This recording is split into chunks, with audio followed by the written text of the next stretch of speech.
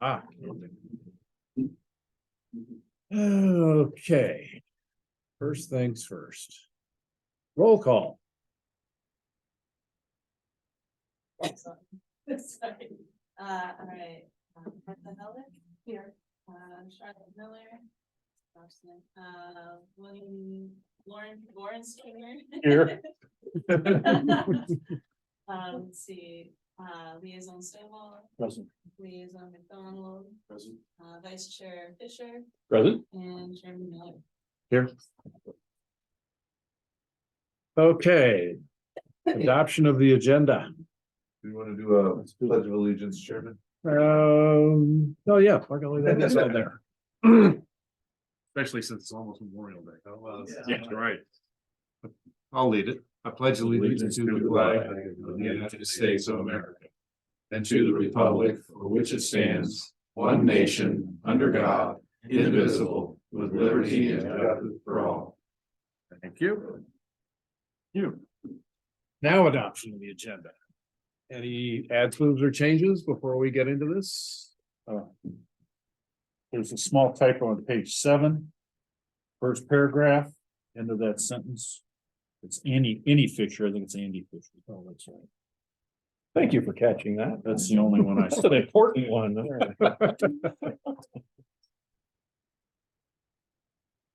Okay, we can change that, correct?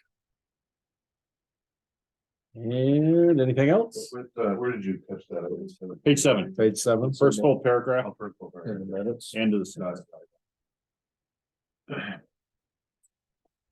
Anything else?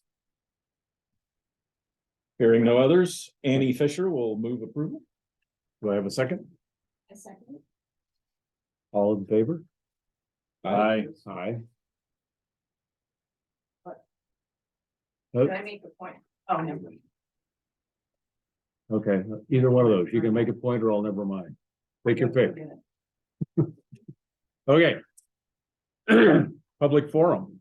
Any member of the public may address the finance committee in any matter with the jurisdictional authority of the finance committee. Public members desiring to provide comments must be recognized by the committee chair and speak from the podium. Comments must be directed only to the finance committee. The public should address the finance committee members during public meetings as chairman, vice chairman, secretary, or member, followed by the committee member's individual last name. The finance committee will hear communications on matters not on the agenda, but no action will be taken.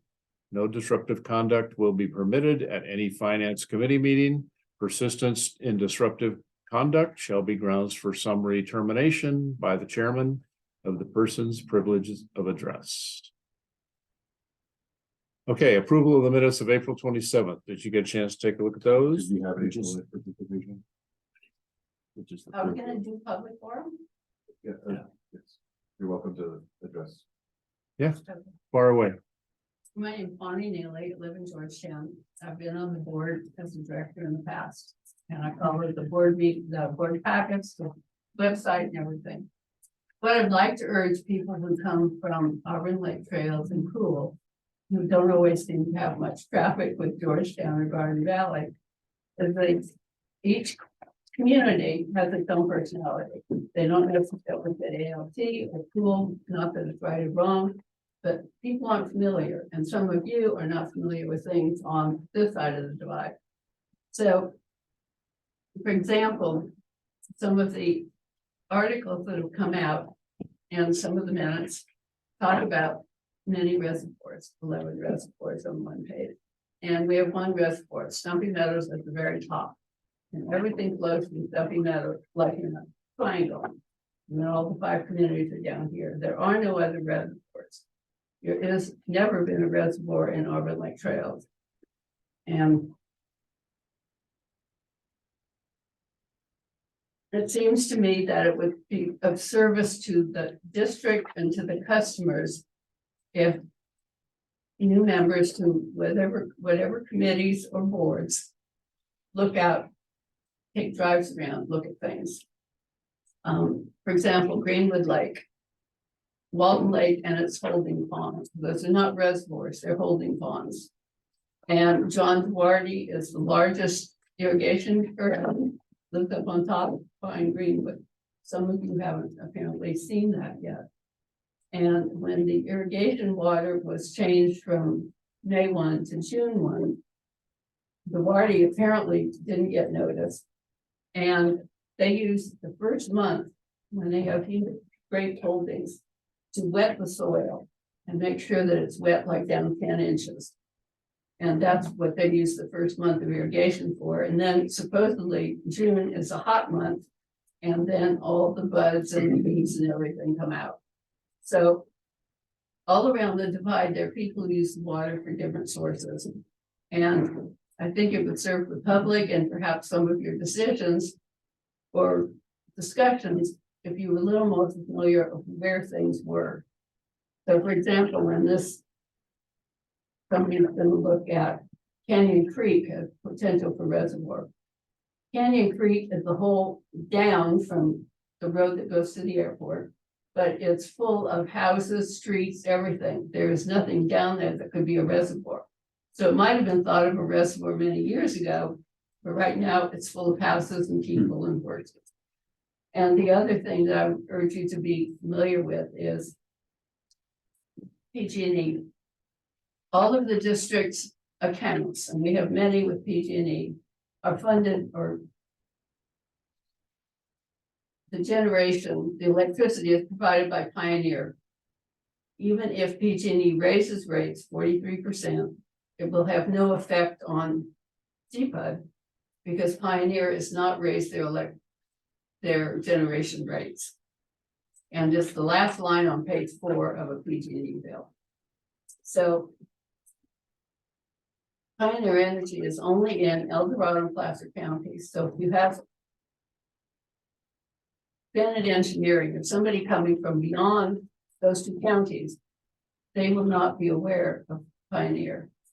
And if they talk about solar, then you have to deal with another entity than PG&E. So anyway, it's just a lot of little bits and pieces that you learn if you've been up here for a long time. And I've been for 25 years, so I kind of know where things are. But I think it would help in discussions and planning to know where some of these things are before you actually spend time discussing. Thank you. Thank you. Oh, subscribe to the Gazette. Nobody knows the Gazette exists. It's $25 a month. It used to be far more popular. It exists in pretty much Georgetown Garden Valley. Goes to 900 people and that's all, once a week. Almost nobody on the other side of the divide, Cool, Greenwood, whatever, Pilot Hill, get the Gazette. So that means 3,100 customers are not aware of any legal notices you put in that. And also, you might not be aware of things going on in Garden Valley or Georgetown that the water district should be involved in. Okay, I'm done. $25 a year. It's also listed on the website. Anything else? Okay, moving right along.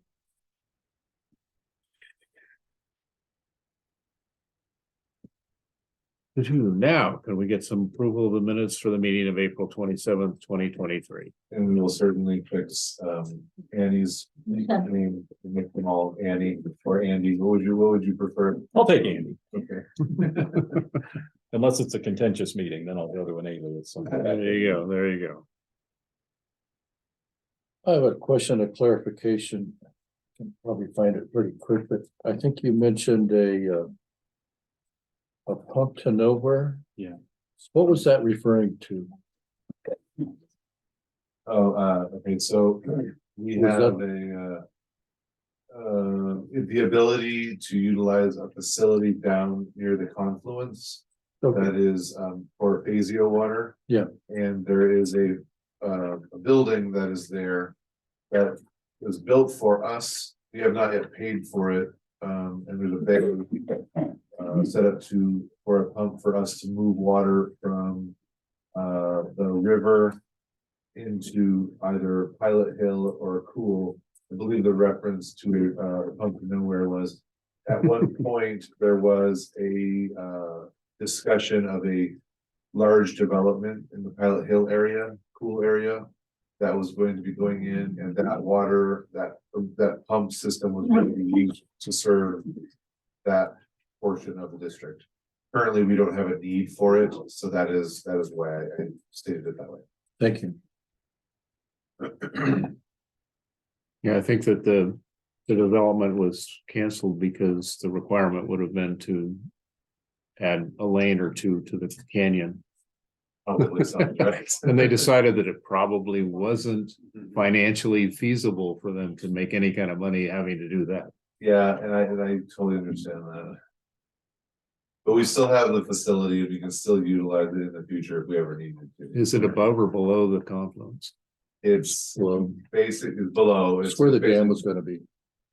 Okay, Right, it's right at. You can see the building that's right there, and there's a pipeline that goes underneath the river to us. Same pumping station that Placer County Water Agency uses to serve Lincoln. That is correct. okay. Anything else on the minutes? About that pumping station down there, we still got the rights to have put a pump in there, right? Once we pay Placer County for the privilege, I would say yes. How much is that gonna be? It probably gets more every year. I don't have, there's no cost that we have. It's probably between $1 and $3 million. Oh, It's part of our CIP as a long-term project. But if we've had that spot for a long time, I mean, all we have to do is do it. we have to have a need for it before we utilize it. We have other ideas for the Fazio water.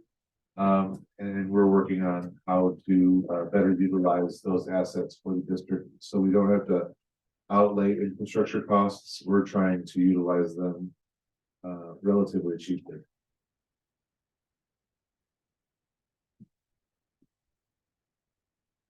Anything else? Do I have a motion to approve? Move to approve minutes. Second? April 27th. I second. Thank you. Thank you. All in favor? Aye. Aye. Aye.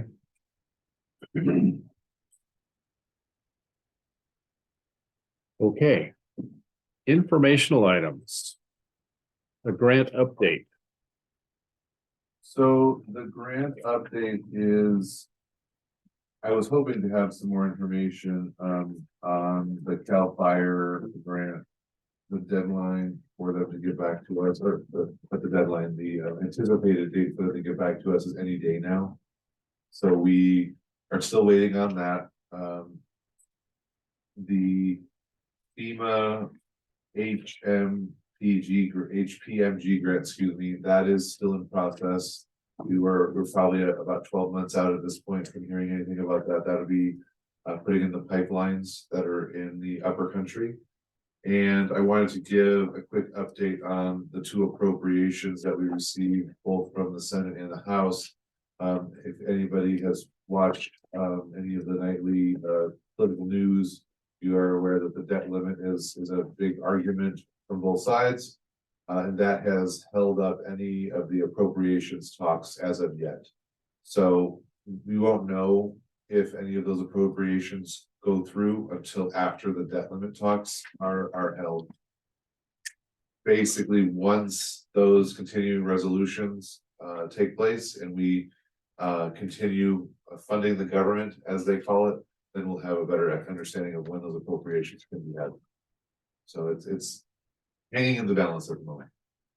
And then we have been working on the US Bureau grant that is for canal lining. And I actually found a new product that we're going to try to do some canal lining that would be cheaper and getting us more canal lined for less cost. It is a geotextile concrete that you lay out in the canal, and then you wet it, and it creates a liner, canal liner. So experienced it at the conference I attended in Monterey in May, and looks like it could save us a considerable amount of money by lining these canals. So would the, would the program be to start lining? Or would it be used in terms of replacement or repair of lining? New areas that have never been lined. Okay, So could be used for repair, but we're trying to get as much lined as we possibly can before we go back and repair stuff that's damaged. What's the status of environmental review on lining? I remember controversy swirling around the community a couple of years ago because the folks were concerned about if you line the canals, how much would still continue to go down this seasonal or perennial creeks, and that raised environmental review issues. So we've had an environmental review done of the canal linings. There is a neg deck that has been verified by our environmental consultant.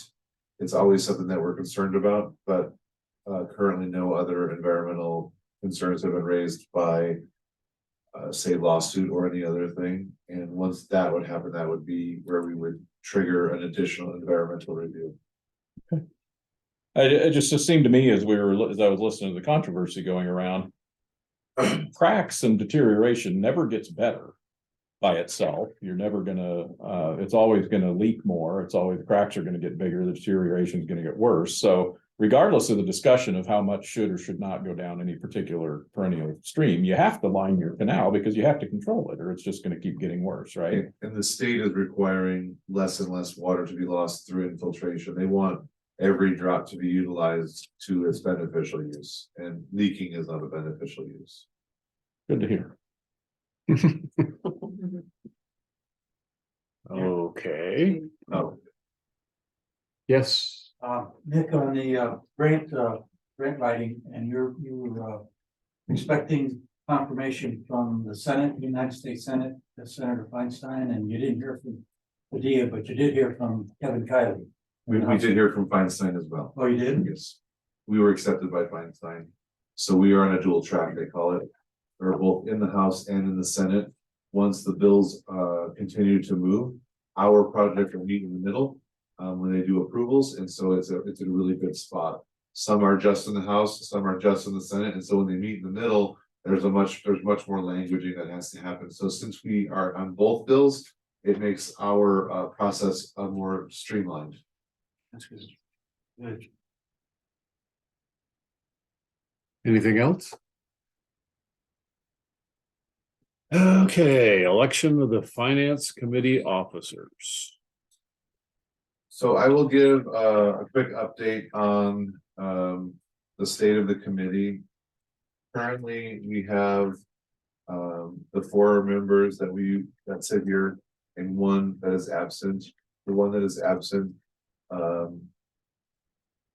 may not be returning. And then we have 1 additional member that is looking to join. And I believe the board put him on a September timeline. He has some litigation that he is finishing up. So once that litigation is completed, the board will reconsider his application to remove any conflicts of interest. You are welcome to accept election of officers for the committee. You're welcome to table it. However, the committee feels they'd like to move forward. We would be happy to work with you guys. Okay. Is there any opposition to moving forward? I guess we'll move forward. What are your thoughts on your chairmanship? My thoughts And are, Dennis, my thoughts Tremendous are, job. my thoughts are that I have been warming this chair for 4 years. And through some very difficult times, I might add, where the committee was abolished by the former board. But we never went away, so I think it would be healthy to see a new person sitting in this chair. So that it doesn't become the Steve Miller Memorial Committee. I mean, you know, it's like because I'd have to die for that, so that's not on my agenda, so I guess what I would like to think that 1 or more members of the committee would consider becoming the chair. I don't mind being the vice chair, I don't mind being the secretary, but only if I don't have to wear some nice clothes. And I guess it's open to anybody who would like to consider being on the committee as the chairman or as the chairman. Mr. Chairman, do you mind if I jump in one more time really quickly? I noticed that this is an informational item and it's not under our action items, so anything that we discuss tonight will have to come back to the next finance committee for finalization. So you are welcome to discuss amongst yourselves if somebody would be willing, and then we can come back with a resolution accepting the recommendations at the next meeting, and then you will vote at that time. Okay. Anybody want to step up to the plate? I'm a new guy. I don't have a clue. Is that a yes? I had been on, I had been on the committee for an hour and a half when they anointed me as the chairman. And it was kind of like, you know, it's like they all said Steve and the rest of them ran out of the room. I mean, it was, you know, so. Someone could nominate someone else. Absolutely. I mean, you know, if I was to nominate someone, I would nominate Andy. But, you know, that's, I mean, you know, he may run from the room before we take consideration on it, so. Do appreciate this committee very much. I want to see it succeed. The one thing I think would have to be a consideration is the reporting back to the full board. Still being a working stiff among some of you lucky retirees and nearly retirees. No, I'm there. Yeah, nearly retiree. Right? You know, if there could be some help on occasion reporting back to the board, then that would make it quite a bit easier. And you're more than welcome if you're able and it doesn't conflict with any of your work priorities to hop in on Zoom. I know myself and Elizabeth could work with you on timing, so you don't have to sit there on Zoom for an extended period of time if you would like to make a report, or if you'd like to delegate your duties as needed. I think that'd be acceptable if you are willing to take the chairmanship. Okay.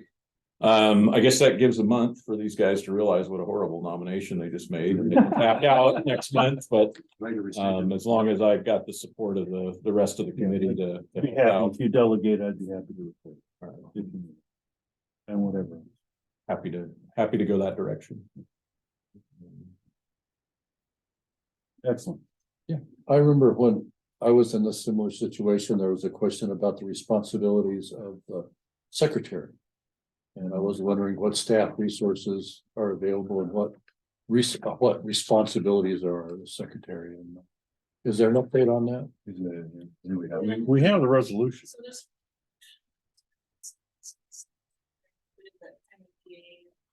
Each position holds, yeah. Outlines different procedures for things like that. It says, I'll read the section if you indulge me. Section 8 of this, it says officers, the committee shall designate from among its members a chair, a vice chair, and secretary. The chair shall preside over the meeting, and the chair's absence, the vice chair shall preside. If both the chair and the vice chair are absent, the remaining members, if a quorum exists, shall select from among themselves a person to preside over the meeting. The secretary or another member, if the secretary is absent, shall prepare agendas and minutes for every meeting and shall be responsible for transmitting the agenda and the final copy of the minutes to the general manager or designee. Items needing board action shall be transmitted as soon as possible to the general manager or designee for inclusion on the next available board agenda. So once we read that, the secretary position could work very directly with our executive assistant and myself to help develop the agendas to ensure that everything is done correctly, if that is still a position that the committee would like to fill. So. But there are significant staff resources to help us out. Right. There is various, yes, our new executive assistant has been taking on agenda planning full time with most of everything else she's doing. So yes, she would be very happy to help with that aspect. And keeping us very well informed, good communication. Thank you. Yeah. Well, that leaves nominations, I guess, for vice chair and secretary. I just wanted to state that, previous board, we had a secretary that put quite a lot of, without staff support. So it's a lot less arduous and time consuming, the way it's Right. established right now. So Don did a great job, but it's a lot of work. It's better now. And if you're willing to fill in if Andy's not available, would you be interested in be the chairman in training, vice chairman? Put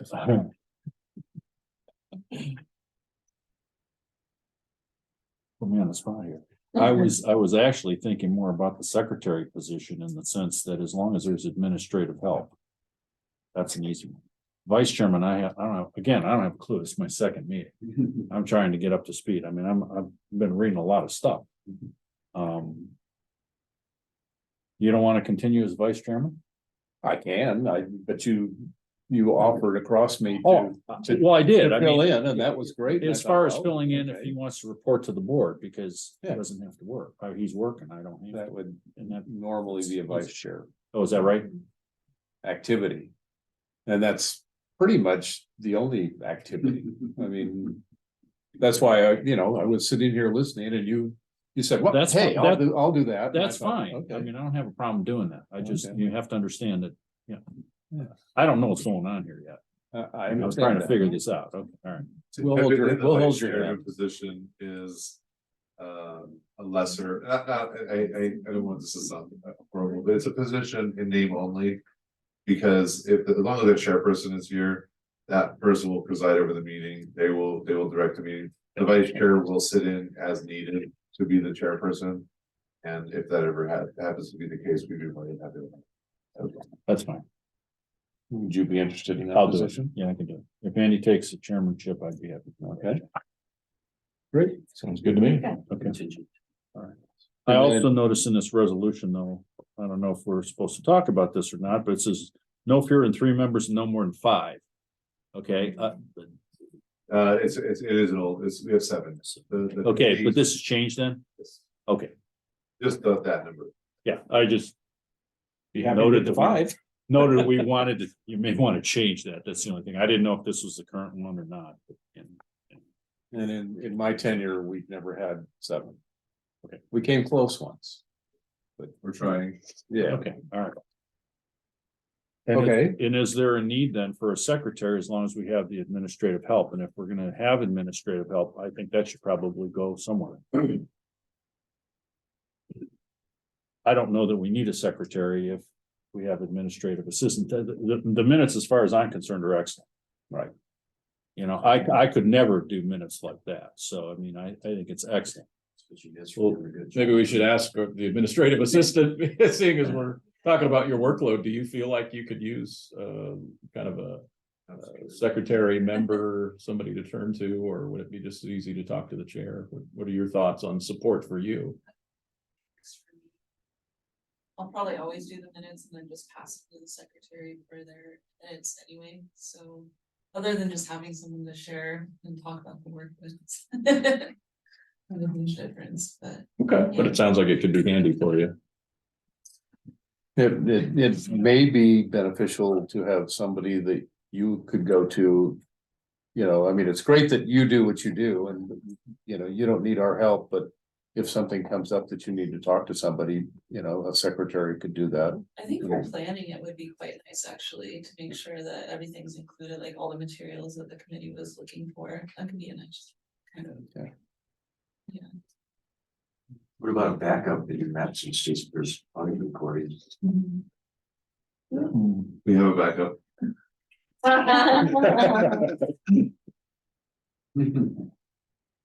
Yeah, happy for company, but whatever you want to say is.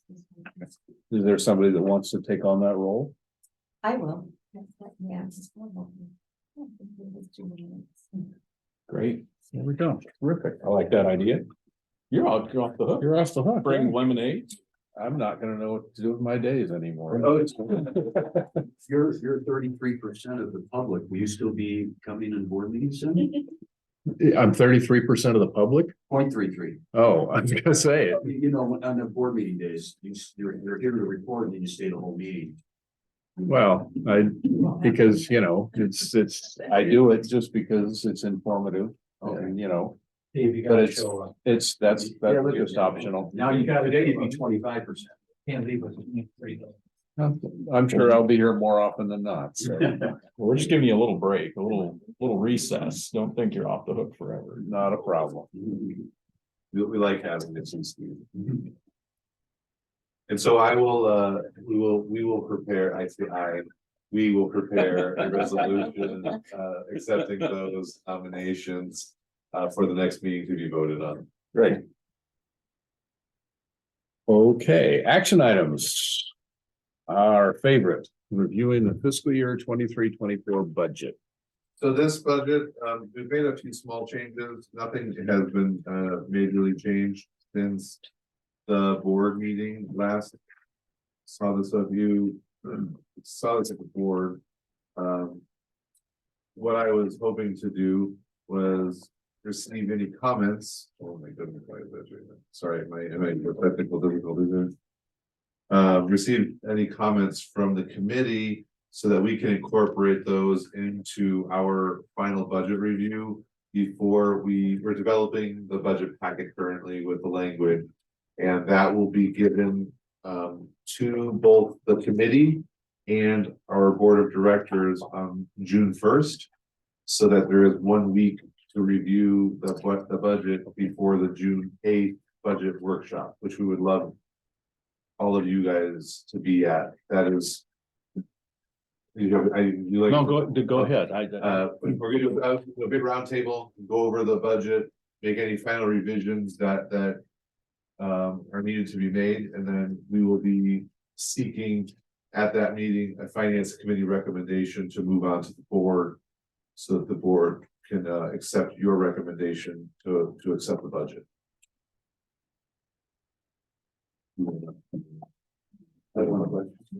I'm not sure if there were any changes at the last board meeting. But I know one that was a typographical, the account 200 instead of 100. Yes, and we are aware I of mentioned that. that before we got to there. Was there any other change? This was a clue to help me know if there were other changes that they were updates. No, Not typographical that I know of. oh, okay. But any changes since on here since the board reviewed it? The only change that I've made, have you made any numbers? For our rate study, I had originally said $70,000 and we reduced that to $50,000. I still think that's a bit high. I did that to determine what type of rate study we want to go for, because there are a few different ones. Obviously, we're all aware of the free one that we received, and I believe it was 2017-18. And seemed as though we may have gotten what we paid for, and it wasn't what the district or the public wanted. So there's a couple of options. There are some consultants that are still what they call a technical assistance provider, very similar to RCAC, that will do it for a cheaper cost. But then again, you still may or may not get the results you want.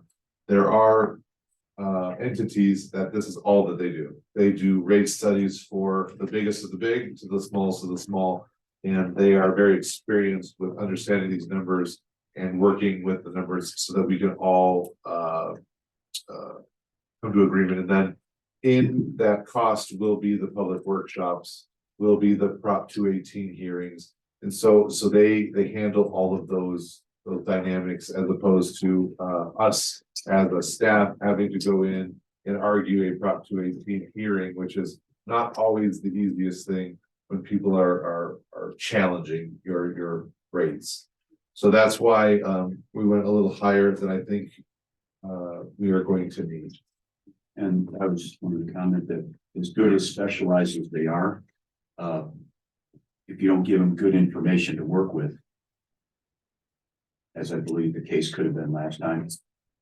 That is correct. There was several pieces to the puzzle that may or may not have been given to them. And I don't know if it was not that they were given to them, but they were given to them incompletely. And that is a salary survey. That is There's an infrastructure analysis going on currently. And so those pieces are all being finished before the end of this fiscal year. So we'll be able to have a better understanding of where we sit moving forward. Last time that happened, I was kind of watching at a distance. We didn't have this committee at the time, or at least I wasn't on it. And it said to me that a lot of the controversy had a lot to do with the asset valuation and replacement costs. Yeah. So then I think a consultant's going to have some discretion in that, right? So it'd be important to have somebody who has a good handle on asset valuation. And you know, it's one of readily how much you pay employees and all this cost of salaries because you have those receipts and things, but there's some discretion involved in what the cost of major replacement and asset value is, right? I would say you hit the nail on the head. We have a unique system with large infrastructure pieces. You know, we have dams that are pricey if we're ever to fail, would have to be accounted for. We have smaller dams on smaller reservoirs throughout the district that also we can't allow to fail. We have additional permitting requirements that are changing in the ever-changing California regulatory climate. So all of those pieces are parts of the overall look at how we need to make sure that we're maintaining the district. And some of that data, because it's not something you can get within the district, it has to be canvassed from a larger area, comps, those sorts of things, right? So that is correct. Would be very key in who's selected, who has their finger on that pulse very well. Yeah, you want to have somebody who has a lot of experience doing rate studies because, you know, they know where to look under the carpet, where to, you know, what are the pitfalls of if we don't address this or don't analyze this, then we have this issue. And so that's something that you hire the professional who's going to come in, they develop the rates, they develop the you know, participate in the public workshops. They're the ones presenting the information as an expert. I can go in and talk to anybody I want, but they're going to see me as just a district representative. If they hear it from somebody else as well, that has been doing this for years and years and years, then that strengthens the case. And additionally, like I stated, if they're doing the hearings, that's a huge piece of this puzzle because people will challenge, you know, that is inevitable. And they will have the backstory. They'll have the why this is where it is. Why are we doing it with this percentage increase? Why are we doing it? You know, whatever the questions are, they'll have a much better understanding of the whys and the hows. Okay, so you see 5100 is up on the screen. And I wanted to just kind of address a comment that has been made by Mr. Miller a few times that we are looking at the bottom section. We're looking at the non-labor expenses and not just taking the numbers that we developed this year because of the catastrophes we had and extrapolating those into this next fiscal year. That is something we are trying to avoid. We are increasing as needed due to increased costs, due to additional metrics that are out in the just kind of the ethers of the public utility districts. But we did see some increases in, say, materials and supplies. About a 50% increase in materials and supplies is what we're anticipating. Now, that is to say, much of that is this one account is still doing major cleanup for the fire, and it will be doing major cleanup for the next probably 1 to 5 years. So some of those costs are to capture that additional cleanup that's happening. And there is the potential for some of that to get reimbursed as well. So those are kind of the kind of backstory to why there's some increases in this one and the next category. So raw water and source of supply. So I'd like to open it up to the committee to receive any comments. I hope you had a chance to look at this. Please. Okay, I had a couple from the last meeting. We talked about overtime on this particular department, overtime, equipment rentals, and then professional services. And I noticed that the overtime was actually decreased. Going back to your comment about additional work to do. You know, the overtime to me looks like it's not been increased significantly. I have one question, just definition, UAL is unused accrued leave. It's unfunded liability. It's unaccounted for liability. It's the, so our retirement fund has Got it. an unfunded mandate that we have Got to, it. we have to give them extra money. Understood, understood. Anyway, so, Can I answer your Sure. overtime question? I don't mean to cut you off. no, please do. So much of the overtime that we had in this department was to cover a flume repair that was done basically over a weekend. Okay. We had eight workers that were welding and installing a flume cover to ensure that we got it in before the weather hit. we showed some pictures in the board meetings of this flume repair, and there was no other time. We basically came down to the wire. So the overtime, we actually have a calculation in here of how the overtime is calculated and where we estimate it. I'm hoping not to use as much overtime as in here. And that's why in this one category, we don't feel like it's going to be as high as we had this year, because we had some emergencies that we had to get called out for. Got it. And then on materials and supplies and materials, I'm questioning whether those are enough based on the additional costs. You're saying, did we budget for enough? Correct. So I think in this department, yes, because we have this department in every category. Right. So as you move through the budget, there are going to be additional materials and supplies for different projects. This is just basically when we talk about source of supply, that is dealing with the reservoir, the diversion, and the upper canal system. Okay. Once we hit the tunnel, we start to roll over into other departments. Got it. Nick, these last few categories here, they never existed before, That is correct. so what is going on with that? What, were they in other categories or? So PPE and safety equipment was under other categories. It was under materials other, I believe. Am I correct? Those supplies were included in materials others. So the PPE safety equipment, that is Okay. something we broke out because we felt it was important to show that we had that, plus as part of It's our, consistent. well, it's and also it's part of our part of the MOU. IPP plan, right? Yeah, and it's in the union contract. And then the capital expenses is stuff that we, as we continue to move through our challenges, our equipment, our small equipment is getting older, and we are looking to replace some of those smaller pieces with some new equipment. And so this is still operating expenses. However, they are something that's going to be a longer term asset. So that's why it's under capital expenses. We've never had that need before. Very good. A personal comment on that. We were looking at a weed eater to purchase, and I think Echo had 5 that they had ordered. They'd already sold 3. Next time we can get one that's electric. So I think it's prudent to buy gas powered equipment as soon as possible. Yes. It's amazing. You know, and I will say this on the record, the electric equipment is really good that they're putting out, but there For are 20 minutes. Oh, it's not for. I'm sorry to interrupt. you're totally fine. Yeah. And I will go over the one capital expense is to purchase a drone, and that's going to help us to examine areas that are harder to access.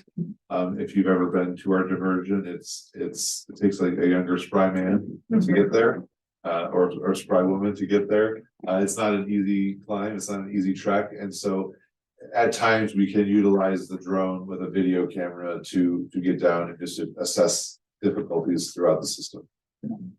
Be familiar with the FAA requirements for. We have training in there as well, yes. It's actually FAA training, we have FFA training. That's a little typo. Chairman, I believe there's a comment from the public if you would like to receive it. Yeah.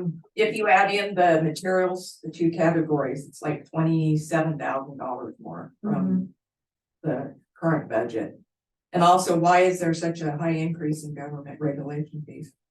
That is, if you look down in the breakout, our dam permitting fees are $88,000. In last year's budget, that whole category was only budgeted for $80,000. And our water rights fees and our dam fees haven't gone up. So there was a miscalculation in how much was needed last year. Okay, there's 99,300 there, and you got 119,000 on the budget. I don't see where you're saying 99,000. Well, professional Thank you. services. Oh, okay, government. Professional regulation. services is All not right, government regulation. all right, I'm just, it's hard to see this very fine print. And I did get a letter that the dam permitting fees are going up 8%. More than the 88. Well, I don't know what they're, it's going up 8%, but the calculation is still, it's not the same exact amount every year. So it's going up 8% from what we paid this year. So we pay it because it only looks like 27,000. I think we get it in June. Yeah. It's one of those ones where we have to do a journal entry backwards. and- Right. It's highly inconsistent. And then there was another comment, I believe, you said the materials and supplies is 20,000 more. And I will state that, yes, we had no rental equipment budget, which we found we needed when we had the emergency. There's just certain pieces of equipment that we can't stop. And this is not always something that we will utilize. Having rental equipment on hand is, or having the need, or having the ability to bring a piece of rental equipment in is necessary. You can see that we had $3,200 and we spent, almost $60,000 in rental equipment and, non-durable goods, so. And then you also did do a budget for the money received and the money put out in each of these categories. So that affects your current budget projection. Yes, it does in that category. However, if you roll all the numbers together, the budget amendment is not needed because the whole department will not go over the budget. Jessica, the dam permit fees, when is that going to be effective? The 8% increase? Did it seem? I think it's June 30th of this year. Okay, so, I'll have to check when we normally pay it because it's not. It's for the year, but they're on a fiscal year. They may be on an audit year. But there's always been a journal entry because this will be my first year dealing with it. I didn't handle that last year, so. I know that there's we put a journal entry in June to use those funds that we're going to pay, even though we don't get the bill till August or September. Because it's for this year. so is that 88 going to be enough? I think so. I believe it was $80,000 is what the dam permitting fees were, and so that's where we came up with the extra Got it, so 8%. you already built it. Okay, I believe so, yes. okay. I had a question because I noticed in a lot of the different groups, the professional services has gone up way up. That is correct. What are we doing today that we weren't doing last year? So some of those are placeholders, and it's something I'm trying to figure out if we can include all that. So we have like the engineering work that's in there, and there's a little bit for each department underneath the engineering contract. So I have been trying to assess whether or not we need that much funding. And I believe that's an area where we can reduce some of the cost to the district. I'm just kind of hesitating because we use them to do emergency work that will get reimbursed, but we didn't have that in the budget to outlay in the beginning. So I'm trying to kind of find that happy middle number to reduce some of those professional service contracts. I mean, and it varied. I mean, some were a little bit and some were a lot. Yeah, and 5,600 when we get there, that one did go up considerably. That is definitely something that we know, but there also wasn't, the contracts that were put into place were not ever budgeted for. So even before, I was hired, there was RFPs and there was professional service agreements that were in the works that were never calculated for, they were never budgeted for. So there was already an issue with the budget being over in certain categories. I noticed that like in 5,300 that we'll get to in a minute, that it went up 16-fold. Yes. But don't some of the professional services, aren't they spent in the CIP budget and not the regular budget? And that could be crossover. That is correct. They are usually initially paid for out of the operating budget. And then once it becomes a CIP project, or once we determine it's a CIP project, then it could be rolled over. Right, but the other CIPs that we received actually has the funding source. You are in the correct past that we that got.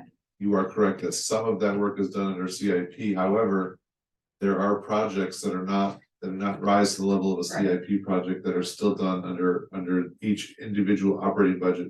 For example, we had erosion issues from the fire, and we have just natural erosion issues on a yearly basis, even without fire, that they have to come in and they assess.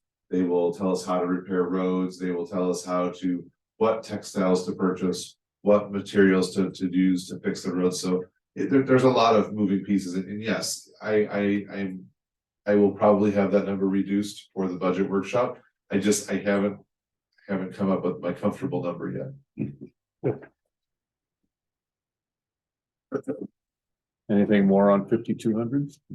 51. We're going to 51 now. That's good. Got it.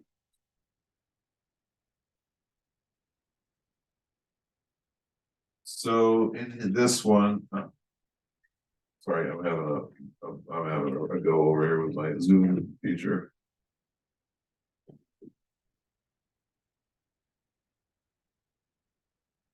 Okay. Here we go. So when we look at 5,200, this is generally considered our irrigation budget, but it also does include some of the work before it gets to the irrigation areas. Again, we noticed that there are some additional categories that we're adding in, so that the safety equipment, capital expenses, that's being added again here. Another thing to note that we did for the safety equipment is we're going with a different company that offers us a little bit better uniform that are more high vis than the Airmark uniforms. So they are a full shirt that they have, that's the orange, or excuse me, not orange, or yellow with the highlight, so that our guys are safe at all times. So that was a little bit of an increased cost, but we did that for safety purposes. You commented on professional services. Let's see. The professional services, went from 15,000. Let's look at what we have here. So there was no professional services for any engineering work done here, and the SQL work. This is one of the ones where we will probably remove some of that environmental engineering, the engineering work, because we can use it from, there's an administrative contract for our district engineer, and we have a set, like every year, kind of like a retainer that we pay them, and we could do some of this smaller work under the retainer. So I see the comment, and this is probably where we're going to remove some of that professional services. Why did salaries drop so much? I'm just curious. It's quite a bit Historically, I would have to get back to you on that. We did have some turnover in some of our areas as they were budgeted for last year, so I'd have to give you some. We have a spreadsheet that we utilize for how many guys are in each department, and how much time they spend in each department, and so that's where we came up with the numbers. Well, and if you look at the actual from fiscal year 22 and the projected, Right. it's not that far off. Yeah, I know. Does this only include? And we had a actual vacant workers, maintenance worker for 6 to 8 Or does months. it include operation manager too? Operations manager is predominantly in administrative, but he is also 25, 15, and 10. So he's spread throughout all the departments he manages. Right, 'cause so he's in that the adds field. him, if it wasn't done last year. Yeah, And I think that, you know, for those of you that didn't hear what I shared at our last meeting, I have a tendency to look at fiscal year 21, 22, and then look at fiscal year 23, 24, and I pretty much ignore 22, 23 because of all of the impacts of all of the things that went on. So I try and take a 2-year growth from 2020, 21, 22 and apply it to 23, 24. And if the numbers get way out of whack, those are the things that draw my attention. Because, you know, we went way up in some categories in this last year. And, you know, if we didn't look at something a year before, then we don't have a good handle on what a normal cost, a normal need would be. So that's just my way of looking at the budgeting process for this current budget that we're proposing versus what we actually did in 21, 22 with what I would call a suitable increase because nothing gets cheaper. And honestly, that's a lot of what we did as well. You know, we looked at last year as a little bit of an anomaly, or this year, I guess, this current year as a little bit of an anomaly because of some of the challenges that we faced. And the numbers, we are seeing increased costs. So fuel costs are up 45%, energy costs are up 42%, whatever it is. So there are increases, as you said, and the consumer price index has put the small goods much higher. So we're accounting for that little increase, and hopefully we are seeing, you know, there's still some areas where we could tighten this up. You're not still considering paying $2.75 a gallon for gas? Is that what you're telling me? I mean, I'm considering it, because I would like to be able to pay You two. can consider it all you want, you're not gonna get it. Okay. Did you have any comments from the public? Did you actually calculate that 45% or you took it from a report? I took it from the California LAO. So have you, if we had a consolidated expense chart, we would know, it's in the budget report that we're gonna have available. not this. It's not done yet. Oh, okay, all right. That would be helpful to compare things. Right, it's coming. So we moved to 53. The 5,300 is our water treatment plants. So this is some of the big categories everybody notices is our utility costs. We have some capital expenses that we have included in here, and those are, we have a VFD that needs to be repaired, which is a variable frequency drive pump. And then we are looking to do some automatic gates. We may or may not do those this year, but those are for safety purposes to secure our facilities while employees are there. And then we do need a confined space air sensor. So those are some larger costs that haven't been included in the past. Most of the other categories are fairly reasonably close to what we did in either last year's budget or even the previous year's budget. So be happy to take any comments, questions here. Well, there was my comment about professional services going sky high compared to even the other departments. So like there was no I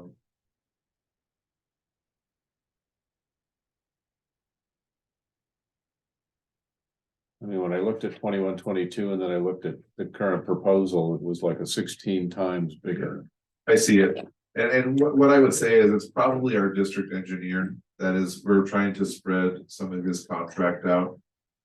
Let me address the comment from the public about CIP projects. Let's see what we can put into our CIP projects for some of their work. And we could probably reduce that number. So that's a great comment. Okay, well, I get that part, but what I don't get is utilities are actually less and with the increased P. So we moved a few things around for utilities. Okay. The generator service used to be under the utilities. Okay, good. I think there's a couple other ones we moved out. The GIS, certain things that were kind of fringe borderline utilities, we moved out, and so that's why there's a little bit different charge there. Where did they go to? Professional services, To So they're- where, what department? Or memberships. they're under the same department under professional services. You can see under professional services, there's the Holt, the generator service, and then Infinity Tech, the GIS. So those are more like contracts. And that's when somebody comes out and maintains, so it's a pseudo utility, but it's not really a utility. It's in the past, you could put them in either sense, but since there's a contract with them, I wanted to put them with. Makes sense. That makes sense. Professional services. Yeah, that makes sense. What's the water audit? Never heard of that.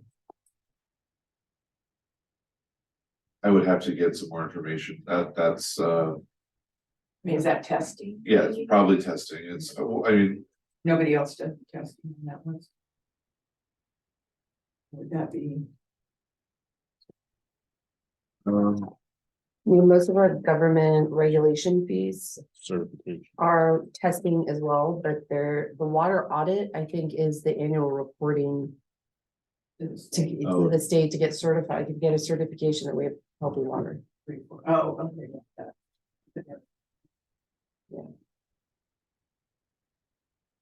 if you, I would be happy to, I'm sorry, I don't have the answer for that question. Alexis knows all about it. I can get that information too. So this should be an add, I think, which we can have that at the budget workshop.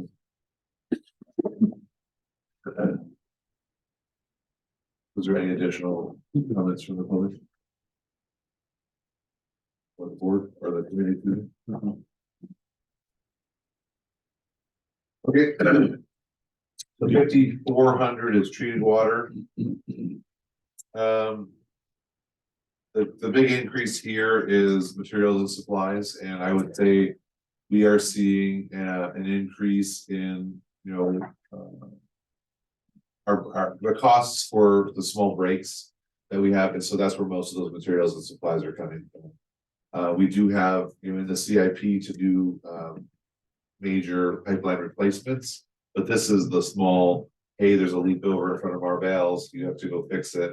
And so we are seeing the small pieces, the little pieces of pipe, the little fittings, those costs are all going up.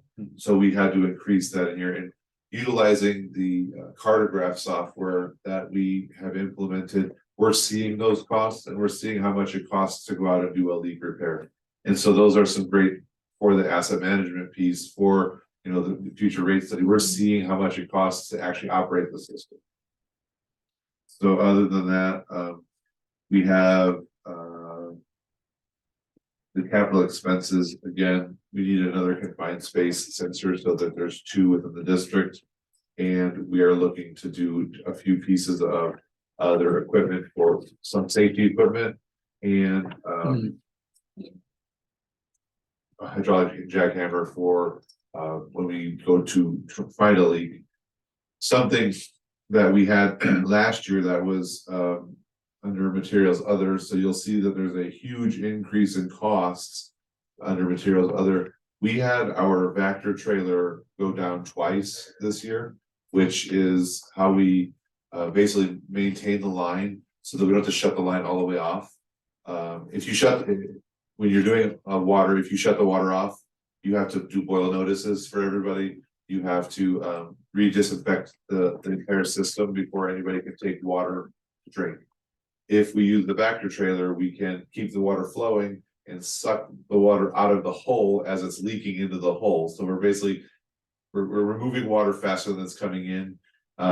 Unfortunately, our trailer, we had pump repaired, and then when we got it back, seals broke that were adjacent to the pump that were not part of the pump, but another part of the trailer broke. So we actually had to send it in twice, and we had to rent one for, I believe, around 60 to 90 days.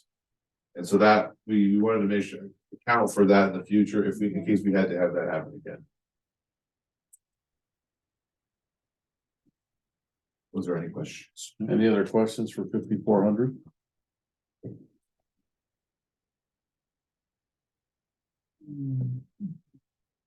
Anything from the gallery?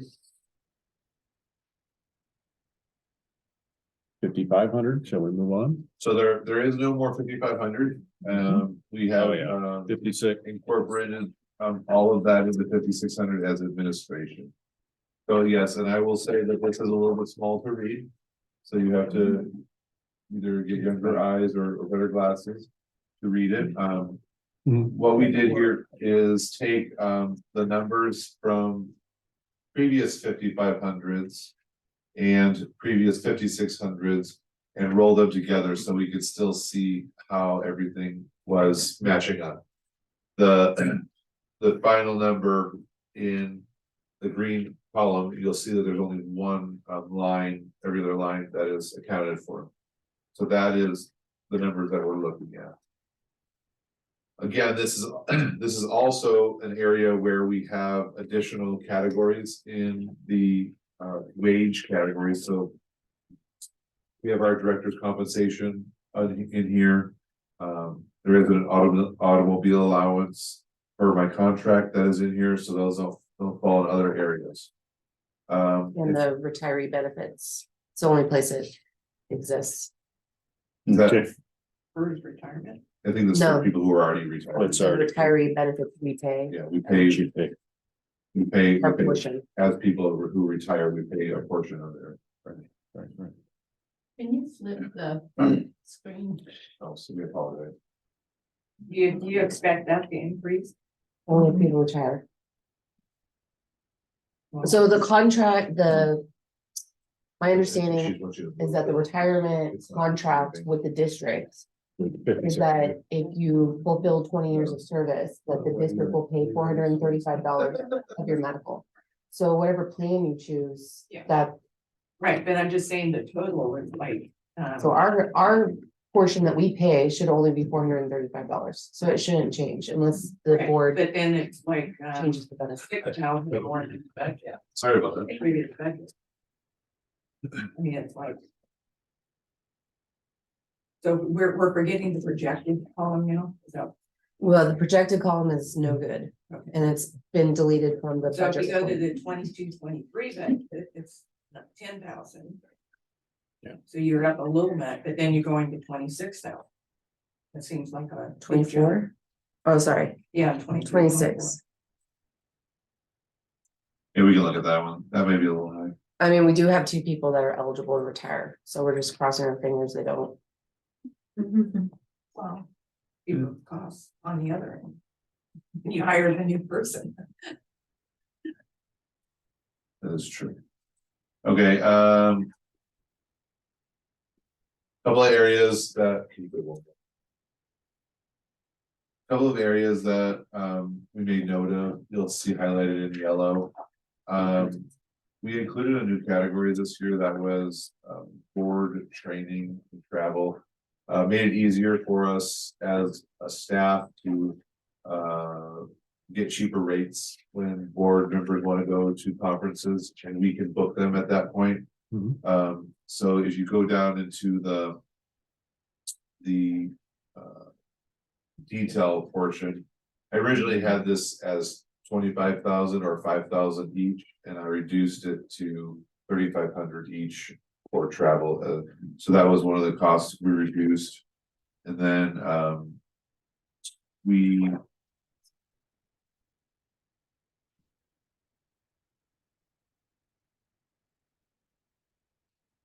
reduced our payroll processing fees because we went with a new company. And something that we're pondering is the potential cancellation of Socrata because what we're paying for is not what we were hoping for. So that is something that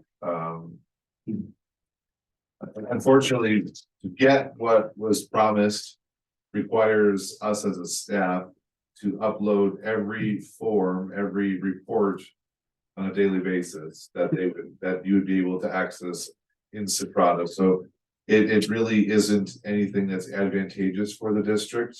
It didn't really work out for what the public was hoping for. It almost brought less transparency because people felt like we were hiding stuff. So that is something that we have considered to remove, and I don't really have a good answer as to what we can add into that, so. I'll take some comments on that in just a second.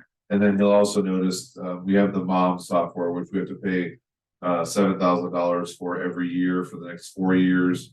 Or we can do a forensic audit, which we don't know how much that would cost, so it's either $28,000 or a forensic audit.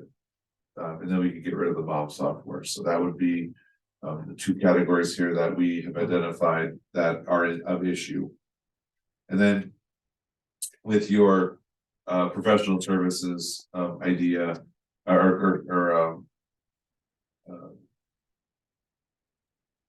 we have a variety of different contracts in here that were not available last year. Some that we developed since I've been here, and some were developed before I got here. So all of those had to be included, and that is another reason why a portion of this contract went higher than it was last year. I'd be happy to take any questions at the time. Bonnie, did you have a question? Question about Secada. What were you paying by month or by year?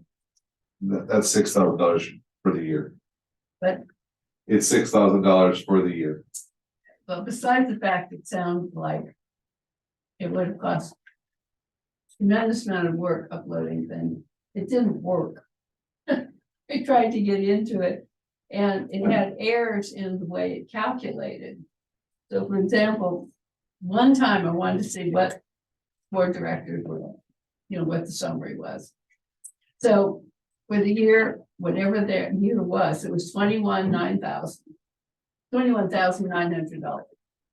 And then they have a pie chart. That supposedly was the whole 100%. And then under it, there's a little box that's going to summarize the $21,993, except that the little box came out $12.93. So yeah, it certainly never looks up to whatever. I mean, that kind of an error is a little squirrely. Sure, and that's, we're hearing that it wasn't exactly what we hoped for, and so. Like I stated, I don't know if I have a great idea as to what we do with it, but it's not working for what we're paying for, so instead of throwing good money after bad, or we have to come up with some other idea. There's still error on the durable goods.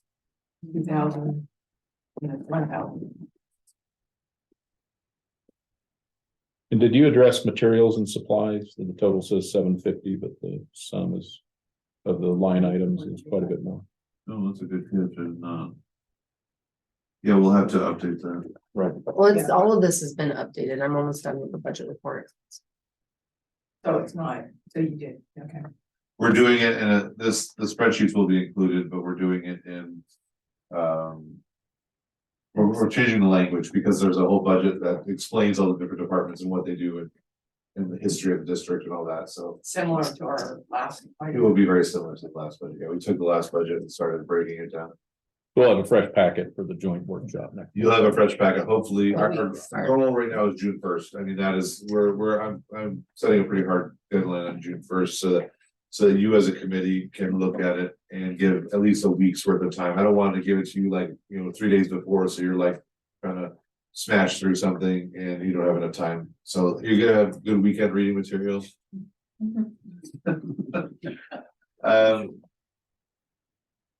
Moving into 6100. This is it's pretty similar to what we did last year. It's actually the major difference is a salary increase, and we identified a budgeting error when we budgeted when the budget was transferred into Tyler. There was a budgeting error, and so that's why we only had 80,000 budgeted for last year. We were not including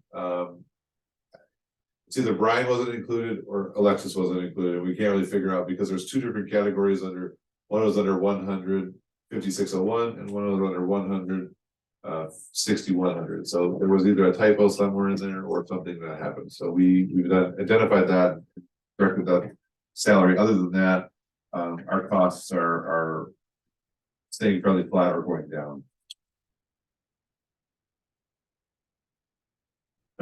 Before I move on, was there any questions for this section?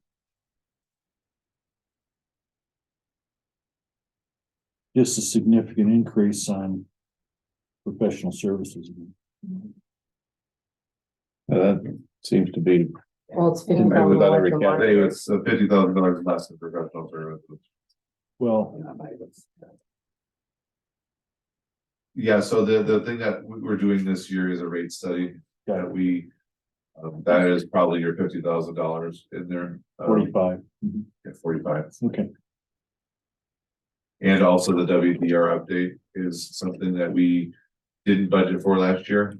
And we haven't paid for yet because it hasn't been completed and it will be completed next year. So that's another big expense. so you had rate study also under 5,600, 70,000. So there are two separate funds. We can't pay for something out of Fund 200 or a Fund 100 and cross over. So the rate study is this is going to be Mr. Miller's Trojan horse that he's trying to provide and make happen. We're trying to work on the WDR. We're trying to work on those fees that are being paid in the CDS and non-CDS and determine how we can either get rid of that, non-CDS fee because the county is going to take it over and then we'll have to reassess those rates, or if we're going to have to just reassess the whole system as a whole. Will it be one contract that does the entirety of the rate study, or? I will probably do 2 RFPs. And what exactly are they going to be doing in the future? So until I get something from the county, I Right. can't answer that. I'm still, we knew we were gonna get the no, and we're still waiting we're fighting it still. We're still working on the WDR update. So that, are they going to pay you to continue to do things, or are they gonna take it over and do it themselves? I don't want to be paid to do it. I want them to do it, because there's nothing really that needs to get done. The difference is when you sell, when you go onto the county's system, the county is basically hands off. All they're doing is utilizing their regulations. And if there is a spill, then they get called out. So now we have the whole escrow process where we have to send somebody out, we have to give a report, we have to do the assessment. In the normal process, that is something that's taken care of homeowner to homeowner. So the selling party and the buying party will have that agreement as a gentleman's agreement or part of their paperwork, as opposed to us getting in the middle and having to do the escrow documents. So that would be the major difference. Probably for Jessica, what percent is the water manager's salary in this? Do you have that off the top of your head? I do not, but I could let you know. It's probably like 80%. Because that's basically her department. Yeah, I think all of the management have a portion in 5,600, but she's zoned. What do you think it's 80? That's a Estimating. safe I'm guess. estimating.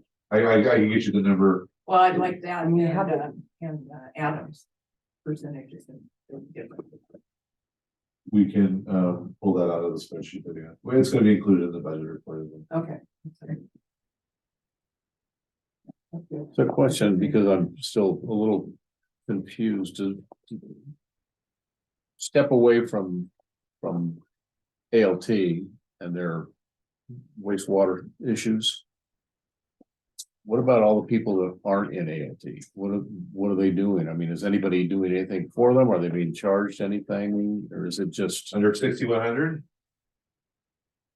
under anything? I mean, bottom line is everybody outside the boundaries of ALT has had nothing. I mean, they just Are have you to maintain their own system.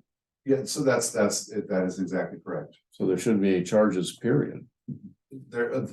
The only charges should be those who are hooked to the CDS system, because that is a maintainable infrastructure piece. Right, I'm accepting the Or, CDS system. or if there is what they call a special septic tank, which is either has a pump or it's a pressurized system. There's a bunch of different ones. It's like a mountain system. Yeah. So anything that's like just a regular old concrete tank with a leach field, the goal is to not have those people pay anything. And I think that's where the county is just balking, because they see it as more work, that there's more of the county that they take over. There's somebody else is doing it, so why would I want to do it? And I don't mean to disparage the county, because I see what they're saying, but really it wouldn't be any more work for anybody. All they would be doing is accepting them under their land. Well, and the county's not doing any work, period, for the people that are outside that boundary. That is correct. I'll tell you, I just bought a house and had a septic inspection done, and the county was not involved one bit. No. What about those special mounted pressurized systems? Is that? So, yeah, the county won't maintain those, and so somebody has to basically, we would have to maintain. So if you, say if Andy had a mounted system and Steve was his neighbor and had a regular system, we would still have to charge Andy to inspect his system on a yearly basis to make sure it's operating correctly. Steve's would not have to. What about outside ALT? We don't do anything outside of ALT. Would anything need to be done with a specialized system outside ALT? So that's a special permit that they have to get through the county. So they pay more. Those permits are like $30,000. And like a regular permit is like 6 to 10. So that's the difference. But it's paid and then it's done. Yes. Yeah. And I tried to talk you into not buying the property, because you didn't want that, but. And I'm sorry. Unfolded in, There are the salary chart here, and I know that we did get a comment from the public that they wanted to see the benefits. And that will be included in the budget report. You'll have an entirety of the benefits and the charges that are there. If we continue to move.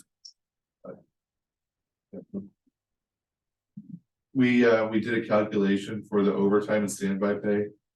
I will state this again. I stated this a few times. The overtime pay is not a guarantee. It's not something for the guys to strive for. It is something that is needed, that is used as needed. There will always be some overtime because of the need for fixing a leak in the middle of the night or having a fire in your district, but the goal is to not ever hit that number. So would you guys have any questions on overtime or standby pay?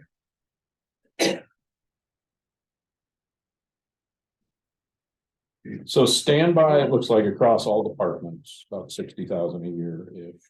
66. So it's okay. So and then that covers. I think there's a note here I should have already read. That you have 24/7 coverage on standby? Yeah, that is correct. And some of the pieces have more than one person on standby. So like during irrigation season, we have multiple, we have extra standby, just in case. Did you do a study on utilization? I'm so sorry. Did you do a study on utilization when they're on standby pay, were actually called out and they're actually paid? Yes, so that is also part of our salary survey as well. And they're analyzing the standby rates.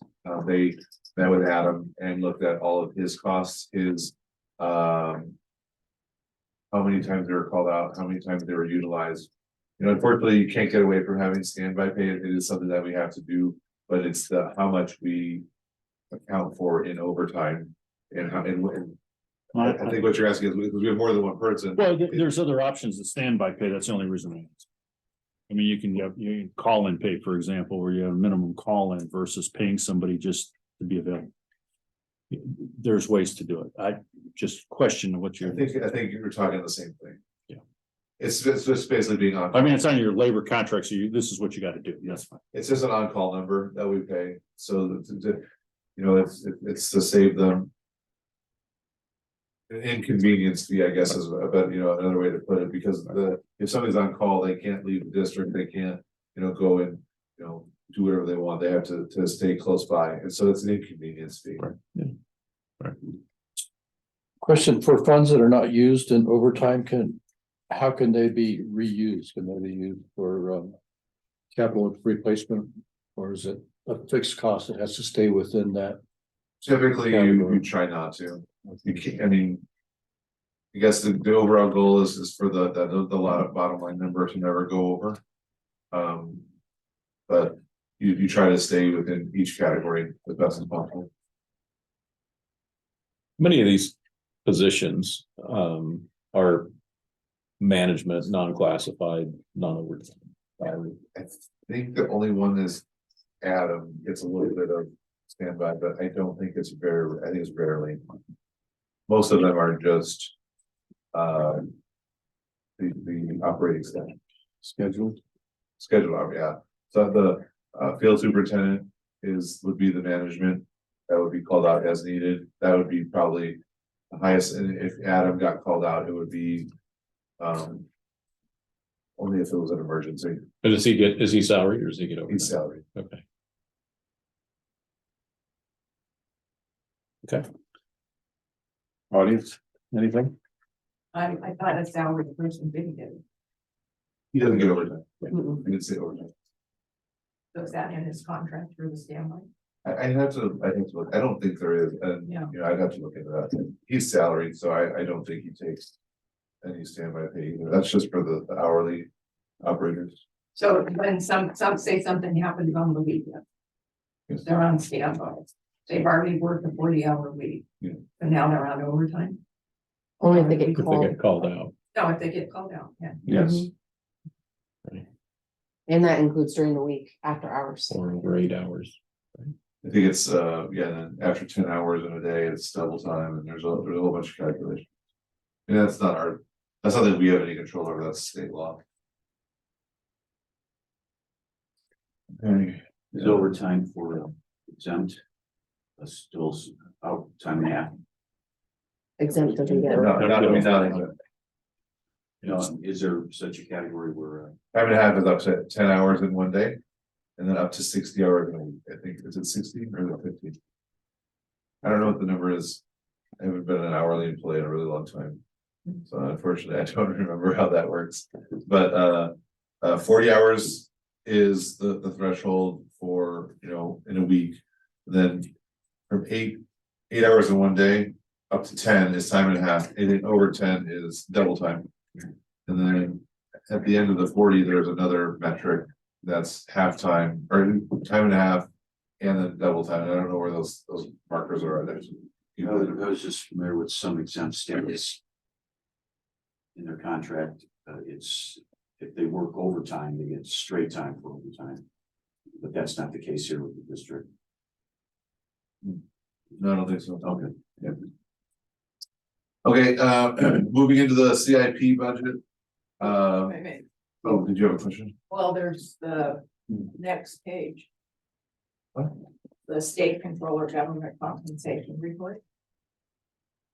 It's on the, It's in the, but it's not in the cover. well, I just wanted to make a comment on that, but that is as of December 31st, 2021.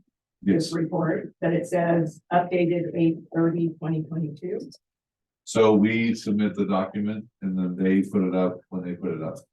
No, I know, but why was it put in here and not the current year one that I just put a PRA? We don't have the current one. You just received the PRA that said we don't have the current one. In the PRA, you just got, it states that we submit it as a form. And it doesn't come back to us until they've done uploading everything to the state controller's office. Okay, so what was I sent?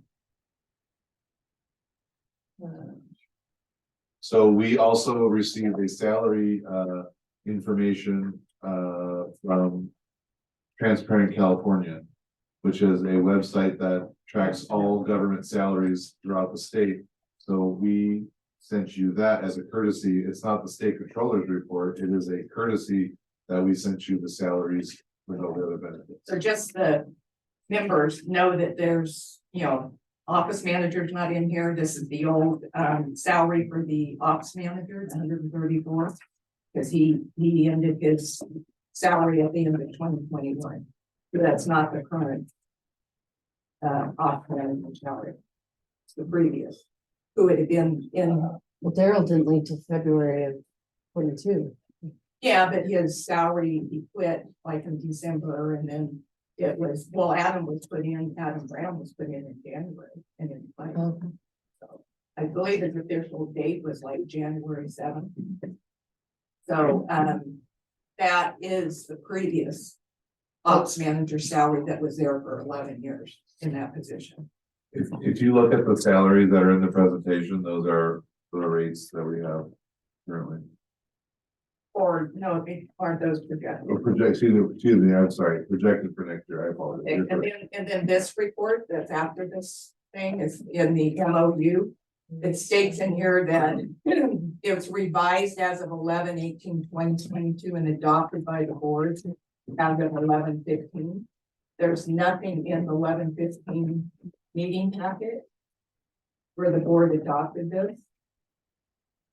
What it needs to say is when it was adopted, the MOU originally was adopted was in January 1st, 2019. And then there's like that price index that increases this. So this is very simple.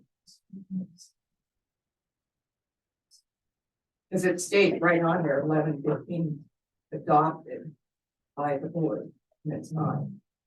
There's an increase, an annual price increase.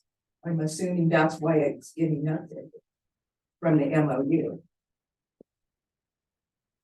I think on those two forms, they're revised one date, but they were approved by the board like a month or two earlier. It's like the numbers. of the Now, words. this is like. The salary MOU was approved January 1st, 2019. That's what, okay, and then there's an annual price increase each year. And I'm assuming that's what this gets updated. These are submitted to the controller's office. These are the numbers that are submitted, so they are board approved. They weren't approved in November, you're correct. And the previous year, the one that reviewed. There's another one on the website, there's two. I understand the previous year was before my time, so I can't answer that question for you. But there's nothing, no resolution, anything that stated that they approved it. Okay. Just a comment. Oh, wouldn't the salary schedule be part of the budget? No, Is that what we're talking this thing that's on the website. It's just It's the the main, step increases, the steps. step breakdowns. about? That gets updated when we do the COLA. Do your COLA COLA. in July. Right, Stephanie does that And they in do cost July. living So it's just the wording on here increases. saying that it was adopted and it really wasn't. I agree with you, COLA. it is incorrect. And then if you can also put the percent of the COLA date on it, so we know how much. It's always the MOU, Well, I know, but if that MOU says 1.5 to 4. yeah, so. So it's what, so right now the government COLA is 5.4%, and we're only getting it 4. But is that any way that they could put that each year in July when she uploads it, put Sure, increase by such and such percent? we can have Yeah. that. Right, Makes and Yeah, let's do that. then it would be a little more transparent. Moving into the capital improvement projects and Andy, I actually have been thinking about this quite diligently, and you made a comment a couple meetings ago about the ability to complete these projects, and I actually kind of had a revelation last night while I was laying my head on a pillow that I need to come up with a phase or a stage or a some sort of a priority list for these. And that is what I'm going to be developing basically the next couple days is a priority list for the capital improvement. And that is the reason for that is because we have this grant money that's outlaid, and anytime we have these grants that get submitted to us, we need to jump on those because that's other people's money as opposed to the district's money. But I still want to make sure that we are getting all of the work done that we need to get done here around the district. So I'll be working with Adam and Alexis on determining a priority list for that. So No, I appreciate that. I've been trying to figure out how to answer that question for you a couple months ago. And I think doing a priority list is gonna be what we do here. So I'd be happy, this capital improvement plan is far less as the main portion than we've had in the past, but that is because we have several grants that are out. And if we were to receive all the grants, it would be the same number as we had put in for last year for capital improvements. I will give, excuse me. I will give a quick shout out. I don't know if it was in the last finance committee. Adam Brown has been able to secure FEMA funding, emergency funding for some erosion work, road slides, dredging work. We're working through the paperwork to potentially get an additional $285,000 in emergency funding to do some fire remediation work around the district. So That's sweet. kudos to Adam for that. He's did a great job on that. When you say we have grants, the applications are in and you don't yet have an answer, or the funds is are correct. actually dispersed? One of the grants has been dispersed. The rest of them are anticipated. Okay. We have not received any. The only one that we've received is if you go. Oh, no, you're good. You're good. I'm just gonna say, can you just point to line 1, 2, 3, 4, where's the grant USBR? 5 down, 6 down.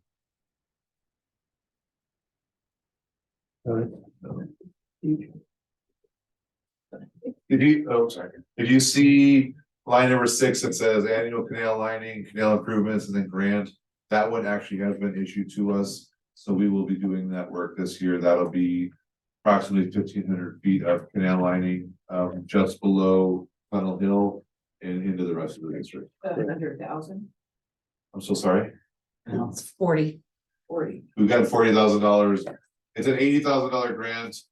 But we have to spend $240,000 to get to 80,000. So yes, and the other funding, we don't know exactly when they come in. So the state appropriation is where we're getting right into the state budget. The thought there is that will be happening sometime after October or November. The federal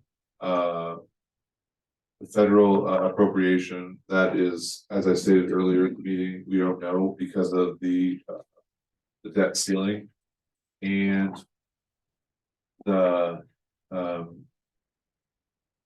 HMPG grant, they said it could be 6 months, it could be 24 months. So we are just putting it in there because we need to account for it when we get it.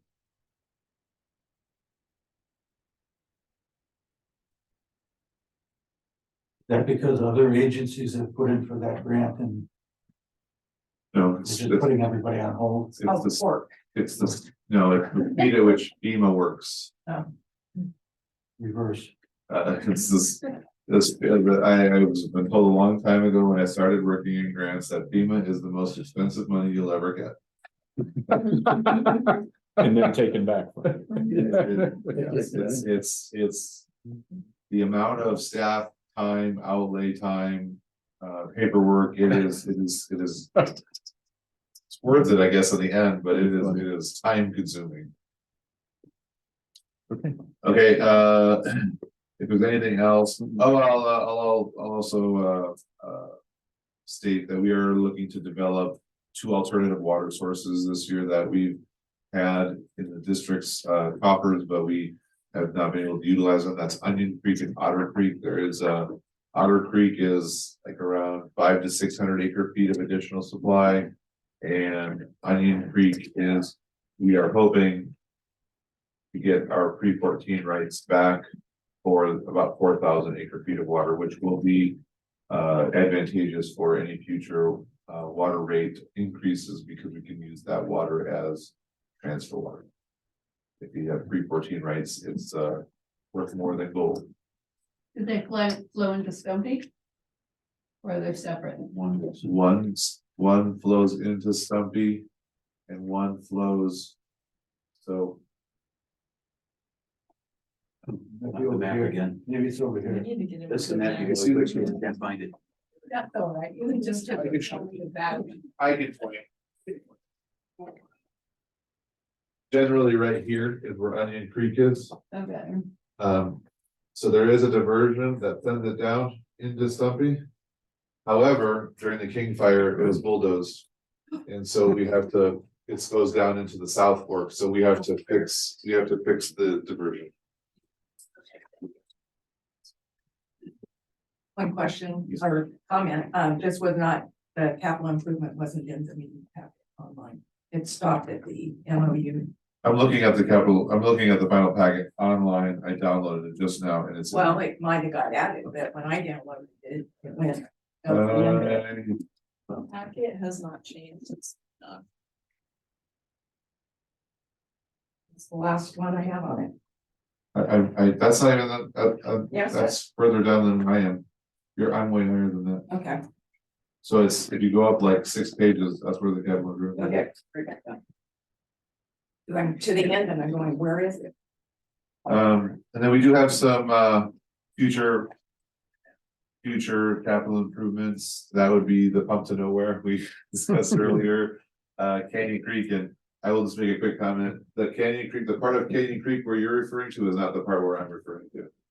So where the houses are is not where we're putting the reservoir. It's further up. Upstream. Yeah.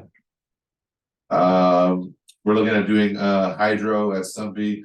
So we're thinking the ability of putting a leader, electric leader down into Georgetown because PG&E, if you understand how their system works, the side on the cool side is like really strong, never goes out.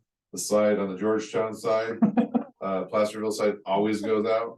And so we're trying to get in some extra help for when the energy, the power goes out. So that's something we've identified. And then Loon Lake is a potential water right that we can utilize again. And then potentially expanding the district as the state grows. If we can have other people pay for helping us expand the district and making the district bigger, that would be something we would explore. So moving into the revenue budget. Can I make a comment? Oh, on absolutely, that? please. One of the things I'm under the impression of read with the global warming, with the oceans warming, it's more El Nino for our watershed. That we will probably end up more resource rich as more rain comes in. That would be the hope. And that would kind of, the way I see the system designed is that we will end up with more water over time. And that's something I think as a board, as a committee, we need to kind of look at the long range of being water resource rich. And these are some of the exact things that we can invest in for the next generation. Yeah, and anytime we are impounding or building, additional water supplies or developing additional water supplies, that is, it may cost in the beginning, but the return on the investment can be great as we can utilize that water to transfer throughout the state. It becomes a valuable commodity as we can continue to operate Stumpy without having any restrictions. We have these additional water sources that we can, have as an emergency backup if something does happen to Stumpy. But in the meantime, when Stumpy is operating correctly, we still have this other source that we can utilize for sale. The district is in a very unique location and in a very unique has a very unique history for water rights that we can be very resource rich. If we look at the revenue budget, there's a couple of things I'd like to point out. And I will say that Mr. Miller, this is one of those areas where we utilize your technique to a T. The water sales in the proposed budget for 22-23, it was proposed at $3.2 million. And we look back because our actual projected numbers didn't come anywhere close to that. Our actual numbers came in, our proposed numbers came in very close to 21-22. So we actually rolled back from the 3.2 million, so it looks like we have a lot less revenue coming in, and it's not that we have a lot less revenue coming in, it's that the district over budgeted for how much revenue was going to be generated last year, so that is a major issue that we're looking at. Couple other things, Jessica had in her hot little hands a $2 million check that was deposited for our property taxes, so that was kind of nice. We actually hadn't received any of our property taxes for the whole year, so we finally got that. Apparently somebody at the county retired, and they didn't have Nobody knew anybody, what to do. didn't have anybody set up to continue the payments. So that was fun. We had to bang down a few doors to get a hold of our money, and actually, we are going to be increasing the revenue here to $2 million for the property taxes, because the assessed values did go up throughout the district with approximately 1.988.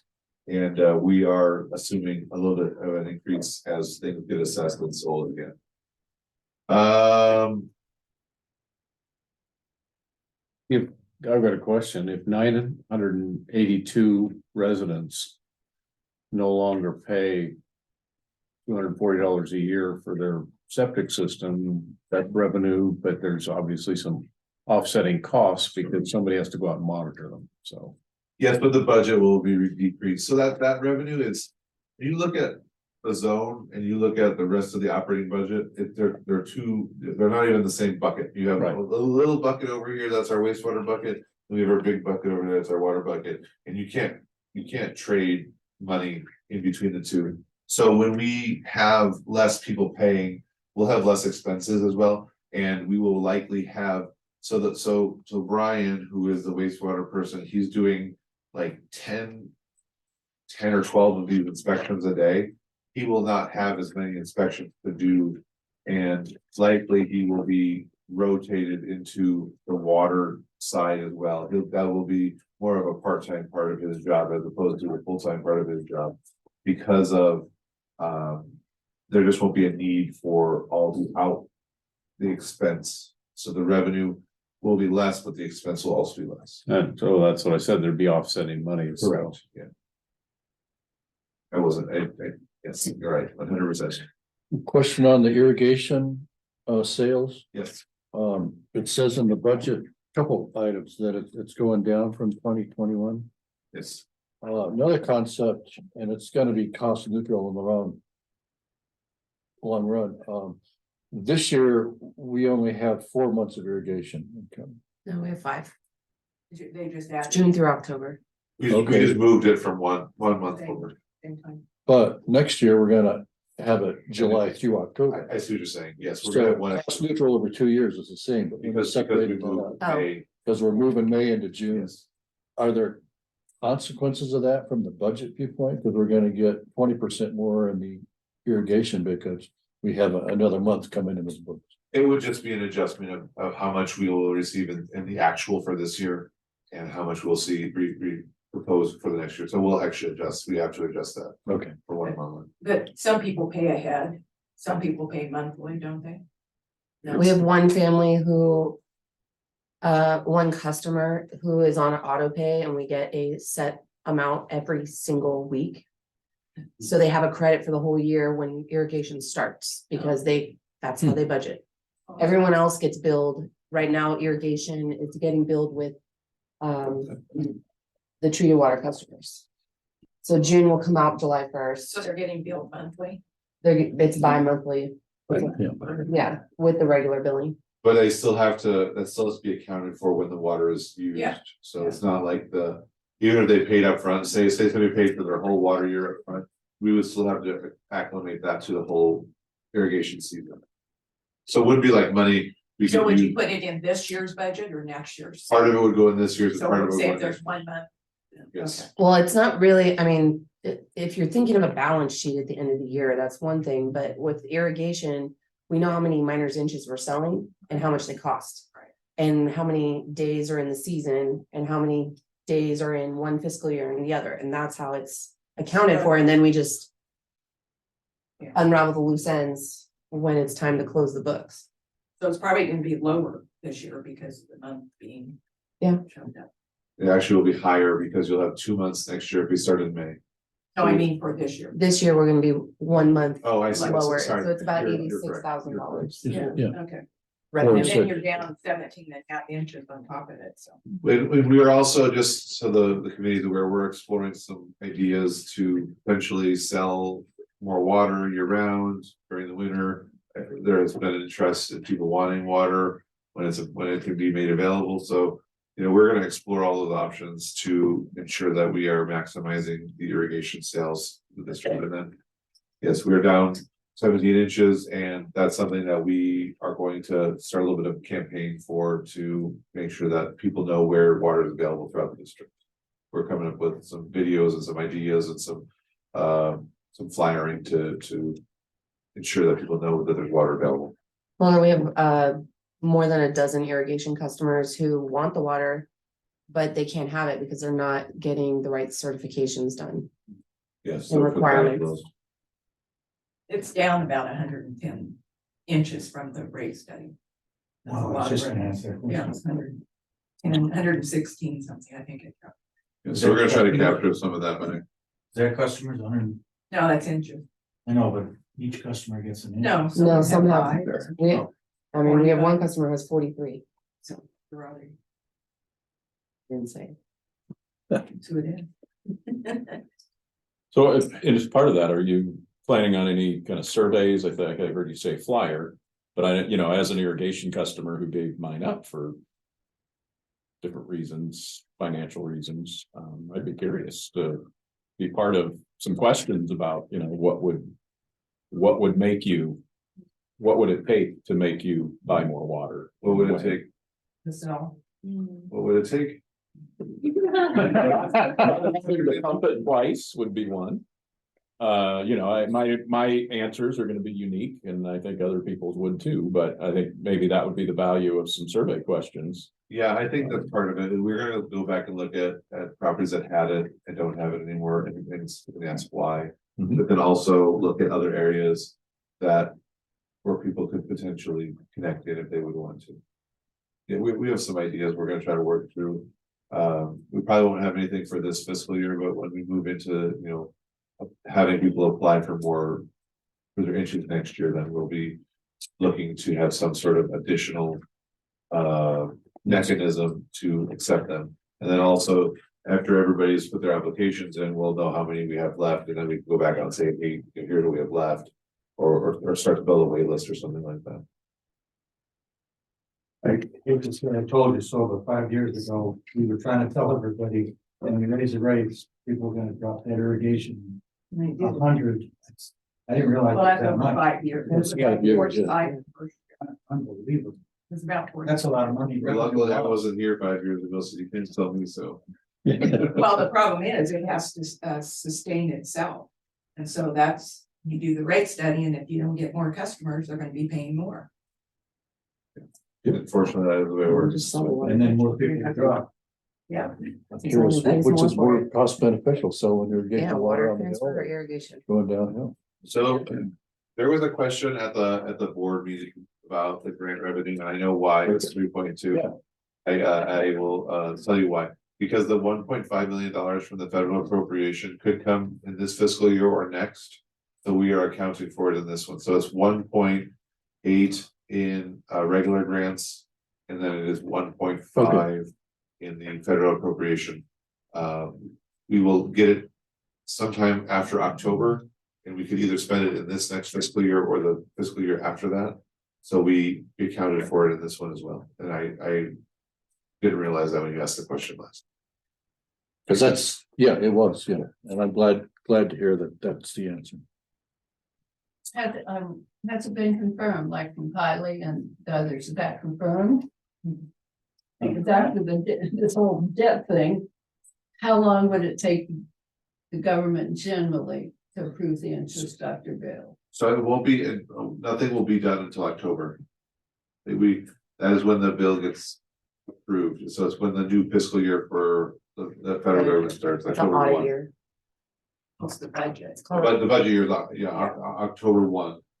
And so we will know by mid-September if we're getting we'll probably know by mid-August if we're getting it. Because once the debt ceiling stuff is finished, then they're gonna start working on that. We just have to work with whatever funding partner, and this one is EPA. So EPA will put together their information in the packet, and they will basically have a whole funding program laid out that will start October 1. Now, we're still at the infancy stages of the project, so we don't know. We're not starting any of the work until we know we have the money in hand, and so we may not be able to spend that money until basically July 1 or August 1. It'll still be in the fiscal year for the federal government, but it'll be outside of our fiscal year, so we have to budget for it in both fiscal years. We'll budget for it in this one, and if we don't spend it, we'll get it in the next one. That makes sense. But Kylie won't know if he gets it Right. until October. It's then. negotiating. Well, Or to nobody even nobody have it knows. yet. And nobody knows that they're getting an appropriation, but Kylie has. So You can go. Understand. I can stay a little bit longer. Kylie has, we're one of his 15 projects, so he has already submitted that to the writers of the bill. We were one of the projects that Feinstein selected, so that's. Kylie knows that we're there now. At any point, those projects could be kicked out for whatever reason. With having one in both the Senate and the House, it's highly unlikely that he will lose. I'm not gonna say that we're not, Right. but it makes it much more strong that we have it in both houses. So are you basically saying, within the budget, you're asking for the authority from the board to receive the funds and spend them if they come, but you won't incur the expense unless the revenue comes? That's Basically, 100% correct. Yes, understood, exactly. So then I have the operating expenses as the next section. And you can see, we're approximately $700,000 higher than we budgeted for last year. And a lot of that has to do with salaries. Some of that has to do with some of the professional services contracts that were not accounted for and were in the works. So that is something that I'm still trying to work on. We actually have some tighter numbers that are on our working documents right now that will be part of the budget review report. And so I would be happy to take any questions about that as well.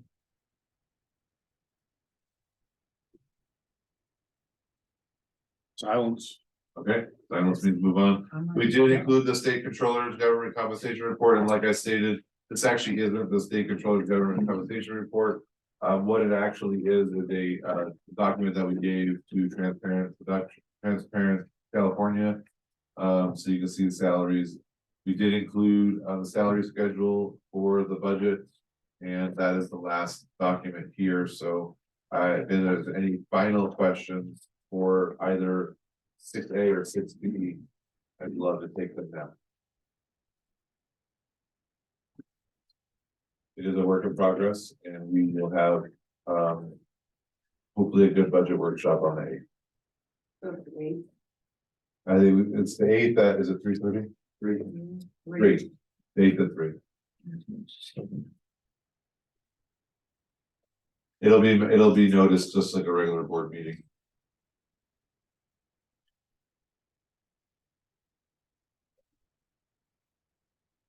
Done? Yep. Okay. Finance committee member committee comments and reports. Not that we have any reports. Comments, I think that from my tenure on this board or this committee is that this process that we're going through this year is better than most of the processes that I've experienced. I mean, there's a lot of information coming. You know, whether, you know, they're making efforts to have the correct numbers, the correct comments, the correct costs, the correct revenues. And, you know, they're seeking information, which in the past, from a committee standpoint, we were kind of just, you know, parked in the audience is probably a good way to describe it. And so, well, then of course, we weren't even in the audience there for a few months, but But, you know, my impression after 4 years is that this process this year has been better than those in the past. In terms of information provided, in terms of information reviewed, in terms of acceptance of the change, recognizing that, you know, there are always other answers, there's always other information that maybe we don't have, and when it comes to light, then action has been taken, so that is my perspective from the cheap seats, if you will. I also wanted to mention, like, again, about the kudos, the grants. I did a spreadsheet of what the actual expenses were from FY 17 to 18 through the proposed, and when I looked down at grants, there's a blank for 1, 2, 3, 4 years, and then there was 119,000 and 21, 22 when you're looking at comparison. And this year we got 3.2 million. That's really helping the ratepayers in this district. Sure. That's effort of, I think, both yourself and also having a couple of professional agencies that are either on the lobbying side and or the grant writing side, that we're really seeing a return on that investment, and the ratepayers are the big winners. Well, and not only that, but that's indicative of staff turnover as well. There was knowing the people that were here working during that time were overworked, and this takes a lot of time and energy. So now that we have a full staff, we have the time to dedicate to projects like this, and it's beneficial to everybody. Everybody. Mhm. So kudos to everybody. Okay, then how about agenda items for the next finance committee meeting? Anybody have anything that we haven't been talking about that we want to talk about? Well, there was some discussion about a tour, which I think would be helpful. Yes. Neely raised that. I think it would be very helpful for those of us that are not as well versed. The second thing was there was some discussion about a salary survey that was supposed to come in at some point. I'll take the second one first. Salary survey is, we received the initial, we're working on it because it was way out. They were, That's fine. they looked at some stuff and it was, a lot of stuff was really high, so we're trying to come up with the, you know, the happy medium and how we're going to draft the final numbers, how that's gonna look. And then the tours, yes, it's on my radar. Great. Now that the weather is warming up and we're having a little bit more time, I'm going to work with some of this other staff, because there is other people who want to take a tour, so. What I'm thinking about doing is maybe we'll rent a van or something and we can take a few people around and we can do a lot more than one and take a. I haven't seen a lot of the stuff too, so I need a tour as well, you know. I came into the fire and I couldn't even get to most areas. I've seen some of it, but not all of it.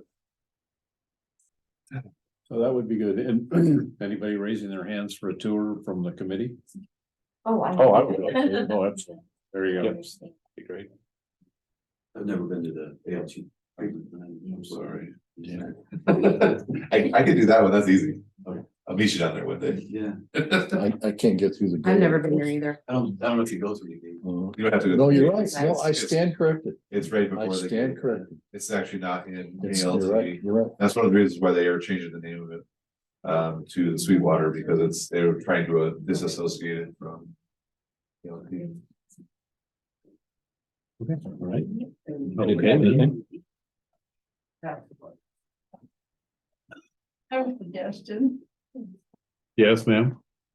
I would be interested in, at some point in time, the finance committee itself looking at the pilot technology.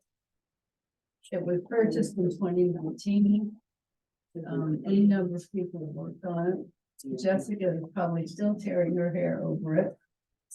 Sometimes it comes together, sometimes it doesn't. Oh, no, it's working like a dream now. It's getting better and better every day.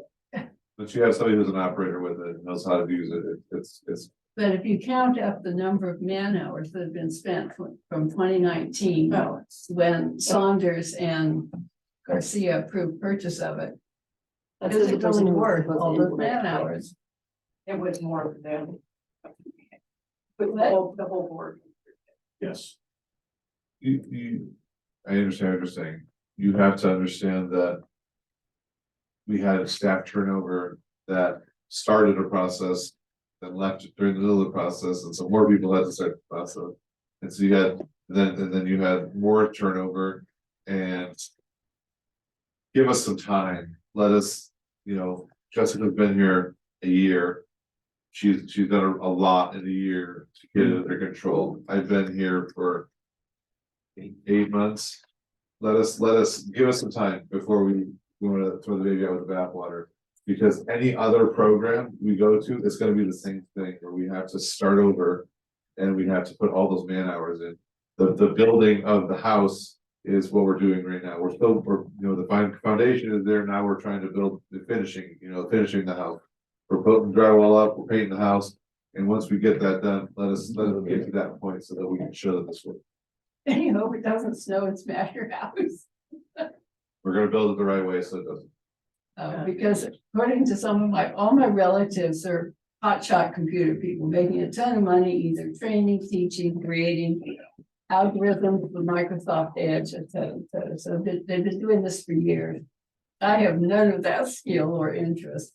I have to call them and say, apparently Tyler Technologies does not have a particularly good reputation among the actual people who do all the computer designing, coding, whatever. My experience is that no one who creates software for government agencies has a good reputation.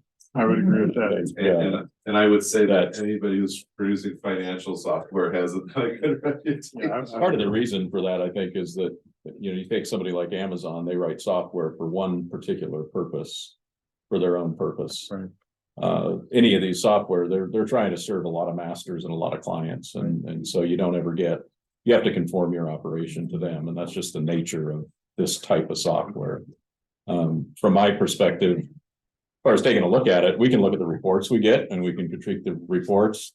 As far as looking at the efficacy and the usability of the software, all we could really do is turn to them at this point and say, how's it working? My experience from working for another government agency, though, is that the grass really is not always greener. And just like our general manager said, the jump from one to another, you have to consider very, very carefully, because you put the next level of work into another system and find out all of its glitches as well. So I think I would agree with our general manager. Let's give this a little time, and happy to take a look at it in a year or two when it's been up and running and see how good it is. Yeah, I agree with that. We have the same situation. Back when they were trying to figure out, interviewing Tyler, the guys are right here while interviewing, we were against it. And then the interim general manager, Jeff Nelson, it was like over 2 years ago, I asked him here at a board meeting, where is Tyler now? Are we about ready to retire, Mom? And he said, we got Mom up on the, in front of getting out of the vehicle, getting ready to go up the front steps to the retirement home. That was over 2 years ago. Yeah. And this, what a joke. Well, Mom is retired. Yeah, but we're still paying. We have to, but that's a legal requirement. So we can stop paying. And if somebody came and asked for a record that was from 4 years ago, which we legally have to keep, then we would be screwed. So yes, we could stop paying that money, but that's more of a legal requirement that we have as an actual, we're paying for to keep the data. And we pay an archive fee for them, have you talked to them about That is the archive fee. It's like $500 a month or something like that. If not, do I have a motion to adjourn? Motion to adjourn. Do I have a second? Second. All in favor? Aye. Aye. Thank you. Do not.